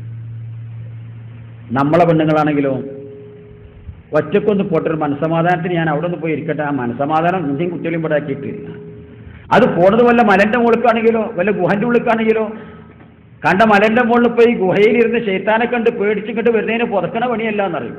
വേറെ ആണോ നോക്കിയെന്നറിയും. അല്ലെ ഇപ്പം ശൈത്താൻ കുറച്ച് കൂടിയ കാലാപ്പോ മനുഷ്യന് പനിച്ചാ പറയും ശൈത്താനും ജിമ്മാണ്. ഈ കോലത്തിൽ എവിടുന്ന് ഈ പ്രസ്ഥാനം തുടങ്ങി അവിടെ കൊണ്ട് കെട്ടിയിട്ടേ അടങ്ങുള്ളൂ. ഓടിയോടത്തോളം റിവേഴ്സ് ഗിയറിൽ ഓട്ടണം എന്നുള്ള കോലത്തിൽ നടക്കുന്ന പഠിച്ചു മറിയാന്ന് പറഞ്ഞില്ലേ. ജാതി അടങ്ങേർന്ന് ഒന്ന് മനുഷ്യന്മാർക്ക് മോചനം നേടാൻ നമ്മളെ വാപ്പാര് ഇത്രയൊക്കെ കഷ്ടപ്പെട്ടത്. ഇപ്പൊ രണ്ടാമ അവർക്ക് പനിച്ചാൽ പാരസെറ്റമോളാ കൊടുക്കേണ്ടത് എന്ന് ആദ്യമായി തിരിച്ചറിവ് നമുക്കുണ്ടായത്. ഉണ്ടാക്കിയ നമ്മളാ. ഇപ്പൊ പനിച്ചാൽ അത് ചിലപ്പോൾ പാത്തും ഇങ്ങോട്ട് ചെയ്തതായിരിക്കും, അല്ലെ സുലൈക്ക് ഇങ്ങോട്ട് ചെയ്തതായിരിക്കും, മറിഞ്ഞടിച്ചതായിരിക്കും. ഇതൊക്കെ ഖുറാഫികളെ ഏർപ്പാടായിരുന്നു. നിങ്ങളുടെ കുടുംബങ്ങൾ തമ്മിൽ തെറ്റുക. അത് അവൾ ഇങ്ങോട്ട് ചെയ്തതാണ്, മറ്റവൾ ഇങ്ങോട്ട് ചെയ്തതാണ്. ഇങ്ങനെ കുടുംബത്തിൽ എന്നും ഇങ്ങോട്ട് അതിന് വേണ്ടിയിട്ട് പണിയെടുക്കുന്ന കുറച്ച് യാഥാസ്ഥികരായ പുരോഹിത വർഗം പൈസ ഉണ്ടാക്കി പാവങ്ങളെ പറ്റിച്ച് തമ്മിൽ തെറ്റിക്കുക, ഭാര്യയും ഭർത്താവിനെയും ഏട്ടനെയും അനുജനെയൊക്കെ തെറ്റിക്കുക. ആ അവസ്ഥയിലേക്ക് വീണ്ടും കൊണ്ടുവരിക, എല്ലാം പറഞ്ഞ് പേടിപ്പിക്കുകയാണ്. എനിക്ക് ആ ഭാഗത്ത് കൂടെ ഞാനാണ് പോയാൽ വേറെ നിൽക്കാണ് പോകും. മനസ്സിലായി? ജനങ്ങൾക്ക് തൗഹീദും ശിർക്കും മനസ്സിലാക്കി കൊടുത്ത് അവരെ സ്വർഗത്തിലേക്ക് കൊണ്ടുപോകേണ്ട നമ്മൾ മനുഷ്യന്മാരെ രണ്ടാമത് പേടി കൊണ്ടുവരിക. ആ നേരത്തെ അങ്ങോട്ട് ഇറങ്ങരുത്, ഈ നേരത്തെ ഇതിലെങ്കിട്ട് നോക്കരുത്, അതും പാടില്ല. കുട്ടികളെ അങ്ങോട്ടാക്കല്ലേ, കുട്ടിക്ക് കുട്ടിക്കൊരു ജാതി കണ്ണിനൊരു മറച്ചില്, അത് കയറിയത് അടിച്ചിറക്കാൻ നമുക്ക്. എന്താ ഇത് പഴയ അവസ്ഥ? നമ്മളൊക്കെ വാപ്പാര് പഴയ അവസ്ഥ പറഞ്ഞു തന്നിരുന്നു, അതിലേക്ക് വീണ്ടും പോവുക. ഞങ്ങളവിടെയൊക്കെ ചെയ്ത്താൻ കൂക്കുണ്ടായിന്, ജിന്ന് കയറില്ല. ഒരു വീട്ടിൽ നിന്ന് ഒരു പെണ്ണങ്ങോട്ട് കൂക്കും, കൂക്കിയിട്ട് ഒരു 10-25 കൂക്കും, ഒരു അവസാനം സൈറം മുഴങ്ങണ മാതിരി എന്നറിയും. അപ്പൊ വേറെ പരിന്നാണ് തുടങ്ങും കൂക്ക്. ഇങ്ങനെ എല്ലാ വീട്ടിലും കൂടി പെണ്ണുങ്ങൾ കൂക്കുക. അപ്പൊ എന്റെ വാപ്പൊക്കെ പറയും കരണ്ട് വന്നാരാ ചെയ്ത്താൻ പോയടാന്ന്. ചെയ്ത്താൻ എന്ന് പറഞ്ഞാൽ ജിന്നാട്ടോ. ഇബ്ലീസാരാ കാനമിനൽ ജിന്നീന്നാ, ഇബ്ലീസ് ജിന്നാ. ഈ ആധുനിക കാലത്ത് മനുഷ്യനിട്ട് ഇടങ്ങാറ, കുട്ടികൾക്ക് വരെ പേടിയാകുക എല്ലാത്തിനും. എനിക്കിപ്പോൾ എല്ലാത്തിനും പേടിയാണ്. നിന്നോട് ഒരാൾ പറഞ്ഞതാ, എനിക്ക് എല്ലാത്തിനും പേടിയാണ്. ഇപ്പം മാനസികമായിട്ട് ഉള്ള വലിയൊരു പീഡനം. ആ UKG-യിലൊക്കെ പഠിക്കുന്ന കുട്ടീൻ്റെ മേത്തുനിന്ന് ചെയ്ത്താൻ ഇറക്കുക. ആ കുട്ടിക്ക് ആൾക്കാരെ കാണാനെ പേടി, ഇങ്ങനെ പോവുക മൂലയ്ക്ക്. ഇസ്ലാമിന്റെ ഒരു സംഗതിന്റെ അപ്പുറം ഇപ്പുറം വായിക്കാൻ കഴിയുന്ന ആൾക്കാരല്ലാത്തവർ പെട്ടെന്ന് കുടുങ്ങും. കേസറ്റ് കേട്ടാണ്ട് പഠിച്ച ആൾക്കാർ, ഒരു തങ്ങളെ മുരീതായിട്ട് മാത്രം പഠിക്കുന്ന ആൾക്കാർക്ക് പെട്ടെന്ന് കുടുങ്ങിപ്പോകും. നേരെ മറിച്ച് ഒരു സംഗതിന്റെ മാബായതും മാക്കബലും വായിക്കാൻ കഴിയണോ കുടുങ്ങൂല. ജിന്ന് വിഷയത്തെ സംബന്ധിച്ച് KK സക്കരിയ സ്വലാഹി കേരള ജമിയത്തുൽ ഉലമയ്ക്ക് അയച്ച കത്ത് ജിന്ന് ചികിത്സകനായ ഹിഫ്ളുർ റഹ്മാന്റെ വെബ്സൈറ്റ് വഴി പൊതുജനമധ്യത്തിൽ പ്രചരിച്ചതാണല്ലോ. ഈ കത്തിൽ ഇത്തരം ചികിത്സ നടത്തുന്നതുകൊണ്ട് മാത്രം ഹിഫ്ളുർ റഹ്മാൻ സലഫിയത്തിൽ നിന്നും പുറത്തുപോയതായി ഞാൻ കരുതുന്നില്ല എന്ന സ്വലാഹിയുടെ പരാമർശവും, അതുപോലെ തന്നെ ഒരു സഹോദരനെ ജിന്ന് ബാധ ഏറ്റെന്ന നിഗമനത്തിൽ സ്വലാഹി ഹിഫ്ളുർ റഹ്മാന്റെ അടുത്തേക്ക് അയച്ചു എന്ന പരാമർശവും പൊതുജനമധ്യത്തിൽ ആശയക്കുഴപ്പം ഉണ്ടാക്കിയിരിക്കുന്നു. ജമിയത്തുൽ ഉലമയുടെ സർക്കുലറിന് ശേഷവും നമ്മുടെ ചില പ്രവർത്തകർ ജിന്നുബാധയും അടിച്ചിറക്കലും ലഘുലേഖയും മാസികയും രഹസ്യ ക്ലാസുകൾ വഴിയും പ്രചരിപ്പിക്കുന്നു.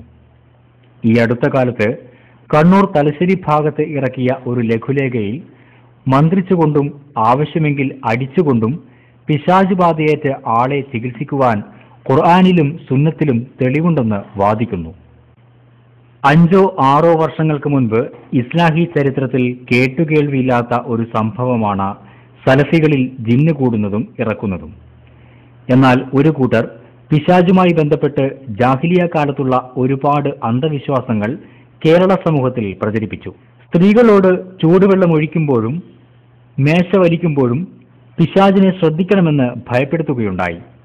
എന്നാൽ ചിലർ ഇത്തരം അന്ധവിശ്വാസങ്ങൾ പിൻവലിച്ചെങ്കിലും മറ്റു ചിലർ ഇത്തരം വികല വിശ്വാസങ്ങൾ ഇന്നും പ്രചരിപ്പിച്ചു വരുന്നു. നമ്മുടെ എതിരാളികളാവട്ടെ ഇവയുടെ ക്ലിപ്പുകളുമായി ഊരു ചുറ്റിക്കൊണ്ടിരിക്കുന്നു. തൽഫലമായി ജിന്നുബാധ നമ്മുടെ ഇസ്ലാഹി തറവാട്ടിലും കയറി വന്നിരിക്കുന്നു. ചുരുക്കത്തിൽ ഒരു കൂട്ടർ ജിന്നിനെ മനസ്സുകളിൽ കയറ്റുകയും ഇവർ തന്നെ ഇറക്കാൻ പണിയെടുക്കുകയും ചെയ്യുന്നു. മുജാഹിദ് ജിന്ന് യുവതി പീഡിപ്പിക്കപ്പെട്ടു എന്ന കവർ സ്റ്റോറിയോടെ 2007 മെയ് 6 കേരള ശബ്ദത്തിൽ ജിന്ന് പിശാച് ബാധയെയും സേവയെയും സംബന്ധിച്ച് ചർച്ച ചെയ്യുന്നുണ്ട്. അതുപോലെ 2007 മെയ് 13 കേരള ശബ്ദത്തിലും മലപ്പുറത്ത് എടവണ്ണയിൽ പ്രാകൃത വിശ്വാസം മുജാഹിദുകളിലൂടെ തിരിച്ചുവരുന്നു എന്നെഴുതിയത് നാം ഗൗരവത്തിൽ കാണേണ്ടതുണ്ട്. കേരളത്തിലെ പത്രമാധ്യമങ്ങളും പ്രസിദ്ധീകരണങ്ങളും പൊതുവെ നവോത്ഥാന പ്രസ്ഥാനം എന്ന നിലയ്ക്ക് മുജാഹിദ് പ്രസ്ഥാനത്തിന്റെ സമുദ്ധാരണത്തെ പ്രകീർത്തിച്ചിട്ടുണ്ട്. 1921 മുമ്പുള്ള മുസ്ലിം സമുദായത്തിന്റെ ദാരുണമായ ദുരവസ്ഥയെ മാറ്റിയെടുത്ത പ്രസ്ഥാനത്തിന് നേരെയാണ് ചിലരുടെ തെറ്റായ വാദങ്ങൾ കാരണമായി ചെളിവാരി എറിയപ്പെടുന്നതും നമുക്ക് കാണാതിരുന്നുകൂടാ. ഇത്തരം രോഗങ്ങൾ മനഃശാസ്ത്രപരമായി ചികിത്സിക്കേണ്ടതാണ്. ഒരു മനഃശാസ്ത്ര വിദഗ്ധൻ പറയുന്നത് അല്പം ശ്രദ്ധിക്കൂ. ഗുണം കാരണം കുട്ടിയുടെ മനസ്സിൽ നിന്ന് തോന്നുകയാണ് എന്ത്, എൻ്റെ ശരീരത്തിൽ കയറിയിട്ടുള്ള ആ റൂഹ് ഇത് ഇറങ്ങിപ്പോയിരിക്കുന്നു. ആ തോന്നലാണ് കുട്ടിയെ അബോധാവസ്ഥയിലാക്കിയത്. അതായത് മനസ്സിന് താങ്ങാൻ കഴിയാത്തൊരു ഭാരം, എന്തോ ഒരു സംഭവം ഉണ്ടാകുമ്പോൾ മനസ്സിന് ദുഃഖഭാരം താങ്ങാൻ കഴിയില്ല. അന്നേരം മനസ്സെന്താവും? അബോധാവസ്ഥയിലേക്ക് ബോധമനസ്സ് മറയും. ബോധമനസ്സ് മറയുന്നതിൻ്റെ പേരാണ് അബോധാവസ്ഥ. അന്ന് മയ്യത്ത് കണ്ടപ്പോഴും ബോധമനസ്സ് മറയാ ചെയ്തത്. ആ കുറച്ച് കഴിഞ്ഞ് 5 മിനിറ്റ് കഴിഞ്ഞ് പച്ചവെള്ളം മുഖത്ത് നിറച്ചപ്പോൾ കുട്ടിയാണ് കണ്ണു തുറന്നിട്ട് ആമിനത്താന്ന് വിളിച്ച് അതേ കുട്ടി ഉമ്മാന്നായി വിളി. രോഗം മാറിയെന്ന് അവിടെ തന്നെ മനസ്സിലായി. മനഃശാസ്ത്ര ചികിത്സയാണ്. പാലക്കാട് സർപ്പക്കാവിൽ നിന്ന് പേടിച്ചൊരു കുട്ടി, സർപ്പക്കാവുണ്ട് ഒരു വയലിൻ്റെ തീരത്ത്, ജോലി മതിയാക്കി 21 വയസ്സുള്ള ഒരു ചെറുപ്പക്കാരൻ ആ വയലിൽ കൂടെ പോയപ്പോൾ ഇവന് തോന്നി സർപ്പപിശാചി ഒരു പാമ്പിൻ്റെ പിന്നാലെ ഉണ്ട് എന്ന്. പേടിച്ച് ഓടി വീട്ടിൽ പോയിട്ട് അങ്ങോട്ട് കമിഴ്ന്നോട്ട് വീണ് ബെഡിൽ. അന്ന് തുടങ്ങിയത് അവൻ്റെ രോഗം. പിന്നെ അവൻ്റെ രോഗം എന്താ? പാമ്പ്, പാമ്പ് കാണുന്നവരോടൊക്കെ ഇങ്ങനെ പാമ്പ് എന്ന് പറയും, എല്ലാവരും പേടിപ്പിക്കുക. അപ്പം ഇതാ അവിടെ ഒരു ക്ലാസ്സിന് വേണ്ടി ഒരു മാതൃസംഗമത്തിൽ ക്ലാസ് എടുക്കാൻ പോയപ്പോൾ എന്നോട് അവിടുന്ന് ഒരു ഉമ്മ വന്ന് പറഞ്ഞു, സാർ എൻ്റെ മോൻ ഇങ്ങനെ ഒരു അസുഖം, നിങ്ങളൊന്ന് നോക്കാം. അങ്ങനെ പോയി നോക്കിയത് കണ്ട് അപ്പം എന്നോട് പറയാം, അപ്പം എനിക്കറിയാം ആദ്യ പാമ്പ് എന്ന് പറയും. ഞാൻ ചെന്ന് കയറി വന്ന പാമ്പ് എന്ന് പറയും എന്നോട്. ഒന്ന് ഞെട്ടിയില്ല, അത് ഞെട്ടി പോകും പെട്ടെന്ന് പറയുമ്പോൾ. അപ്പം ഈ 2 ആൾക്കാർ പാമ്പിനെ അടിച്ചു കൊല്ലുകയും ചെയ്തു. ആ കുട്ടിയുടെ അസുഖം മാറി. ആ കുട്ടിക്ക് തോന്നി എന്നിലേക്ക് കയറിയ സർപ്പം ഇറങ്ങിപ്പോയി. ഇതൊക്കെ സൈക്കോളജിക്കൽ ട്രീറ്റ്മെൻറ്റാണ്, മനഃശാസ്ത്ര ചികിത്സ. ഇങ്ങനെയുള്ള ഒരുപാട് മനഃശാസ്ത്ര ചികിത്സകൾ മനസ്സിൻ്റെ രോഗങ്ങളെ മാറ്റിയെടുക്കാൻ കഴിയും. പല മനസ്സുകൾക്കും പലതരം രോഗങ്ങളുണ്ടാവും. അത് മാറ്റിയെടുക്കുക എന്നുള്ളത് പ്രയാസകരമല്ല. കാരണം എന്നാൽ ഇങ്ങനെയൊക്കെയുള്ള ഒരു വർഗമാണ് എന്ന് മനസ്സിലാക്കാവുന്ന നിലയ്ക്ക് ഖുർആൻ ആ പറഞ്ഞു തന്നത് ആ പറഞ്ഞ അളവിൽ നമ്മൾ സ്വീകരിക്കുന്നു എന്ന് മാത്രമേ അതിനെ സംബന്ധിച്ച് പറയാനുള്ളൂ. എന്നാൽ ഈ കൂട്ടത്തിൽപ്പെട്ട നേതാവായ ഷെയ്ത്താൻ, ആ ഷെയ്ത്താനെ സംബന്ധിച്ച് ഖുർആൻ പറയുന്നത് അവരെ സംബന്ധിച്ചിടത്തോളമാണ്. ആ ഷെയ്ത്താൻ അതേപോലെ തന്നെ കാഫിറായ ജിന്നുവർഗത്തിൽപ്പെട്ട ഷെയ്ത്താനും അവന്റെ ആളുകളും അവരാണ് മനുഷ്യനെ സ്വാധീനിക്കുന്നത്, മനുഷ്യനെ അപകടപ്പെടുത്തുന്നത്, അവനെ ഉപദ്രവിക്കുന്നത്. ആ ഉപദ്രവം അവന്റെ കണ്ണിൽ കുത്തും, അതേപോലെ തന്നെ അവനെ മുതുകത്ത് തോണ്ടും, അതേപോലെ തന്നെ ജനിക്കുന്ന സമയത്ത് തന്നെ ഒന്ന് കുത്തി നോവിക്കും, ആ കുത്തുകൊണ്ടിട്ട് അവൻ കരയുന്നു.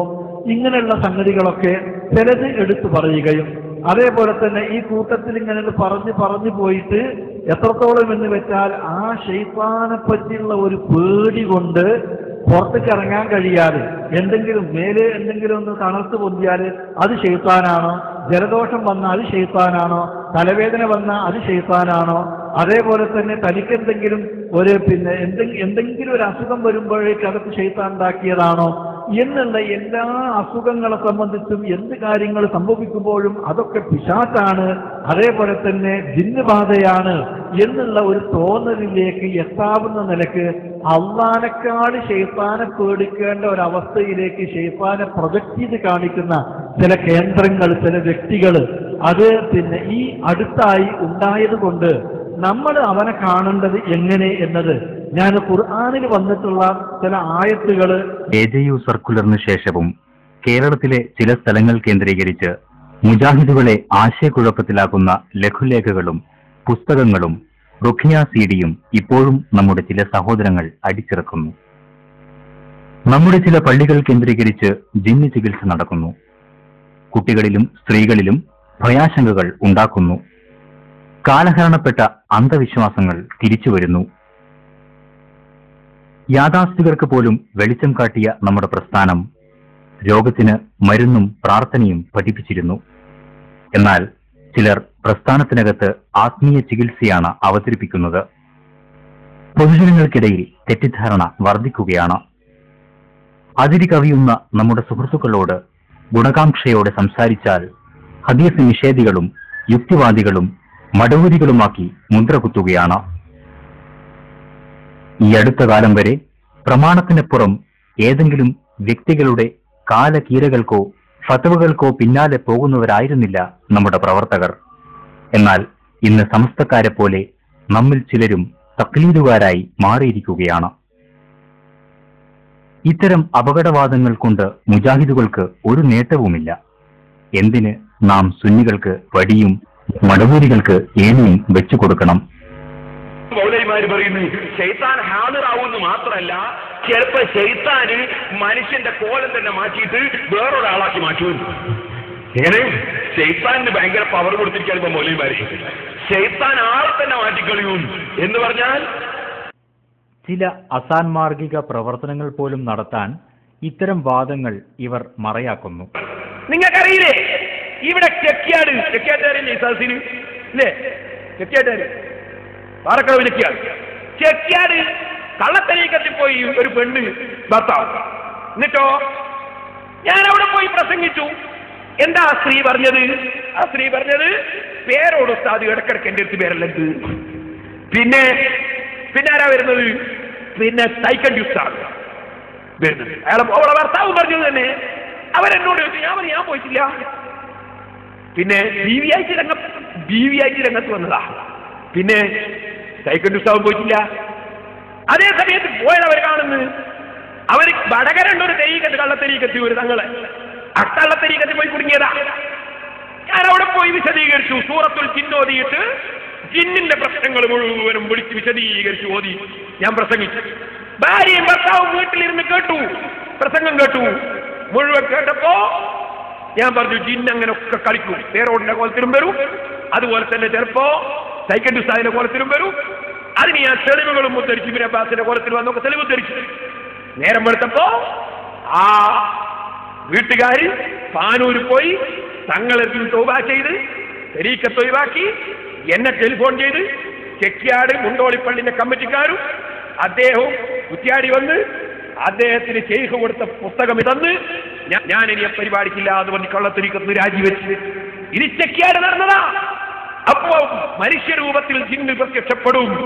അതുകൊണ്ടാണ് നമ്മൾ പറഞ്ഞ കള്ളത്തെരീക്കത്താരോട് ശൈഖ് വലിയ കലാമത്താന്ന് വിചാരിച്ച് നടക്കണ്ട, അപ്പൊ ജിന്ന് വെച്ചിക്കാണ്.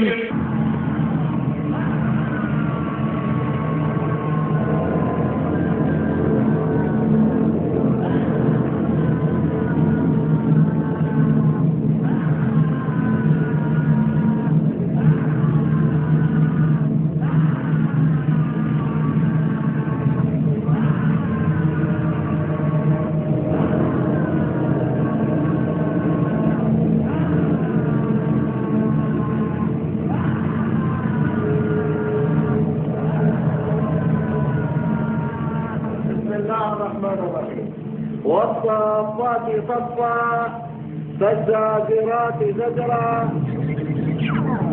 نحن أصحاب القرآن الكريم لا حجة لكم علينا. بسم الله الرحمن الرحيم. والصافات صفا.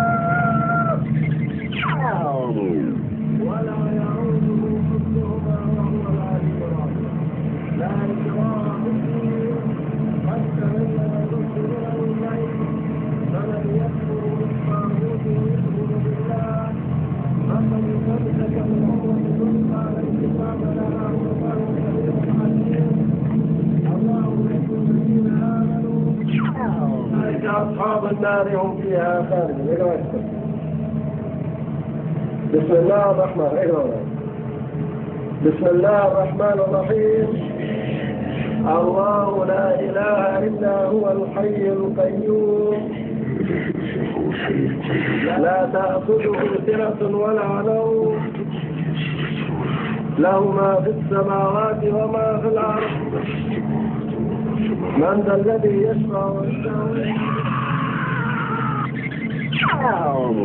بسم الله الرحمن الرحيم. آمن قريبا دخول قريب تقرأ طائف كرسي. ركز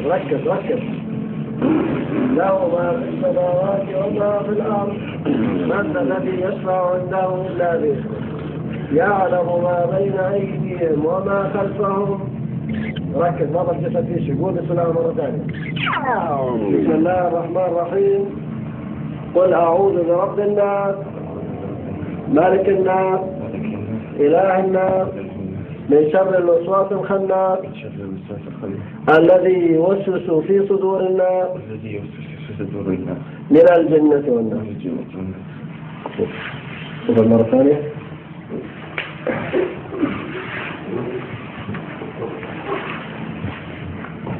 حسنا نعيش شوية.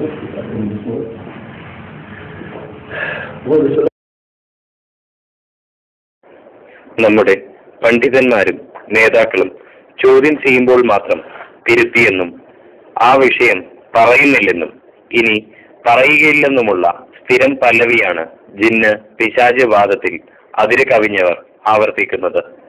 എന്നാൽ ഏതൊരവസരവും ജിന്ന് പിശാച് പ്രചരണത്തിന് വേണ്ടി മനഃപൂർവ്വം ഇവർ ഉപയോഗിച്ചു വരുന്നു എന്നതാണ് വാസ്തവം.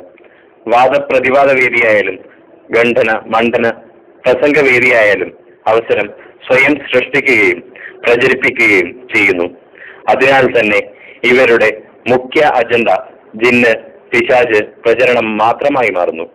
പൂർവ്വസൂരികളായ മുജാഹിദ് നേതാക്കളും പണ്ഡിതന്മാരും ഒട്ടധികം ത്യാഗം സഹിച്ച് പടുത്തുയർത്തിയ തൗഹീദിനും സുന്നത്തിനും പരിക്കേൽക്കുന്ന രീതിയിലാണ് ഇക്കാലത്തെ ചില ഗവേഷകരുടെ ചിന്താഗതികളും ആശയങ്ങളും. സുന്നി സമൂഹത്തിലെ പുതിയ തലമുറക്ക് പോലും അറിയാത്ത അന്ധവിശ്വാസങ്ങളായ ജിന്നിറക്കലും ആത്മീയ ചികിത്സയും പുനരവതരിപ്പിക്കാനുള്ള കഠിന ശ്രമത്തിലാണ് നമ്മുടെ ചില സഹോദരന്മാർ. പുതിയ പ്രവണതകളെ കടിഞ്ഞാണിടാൻ നാം ശ്രമിച്ചില്ലെങ്കിൽ പരിഹരിക്കാനാവാത്ത പല പ്രശ്നങ്ങളും സമുദായത്തിൽ വ്യാപിക്കും. അതിനാൽ ഉചിതമായ നടപടിയെടുക്കണമെന്ന് വിനീതമായി അപേക്ഷിക്കുന്നു.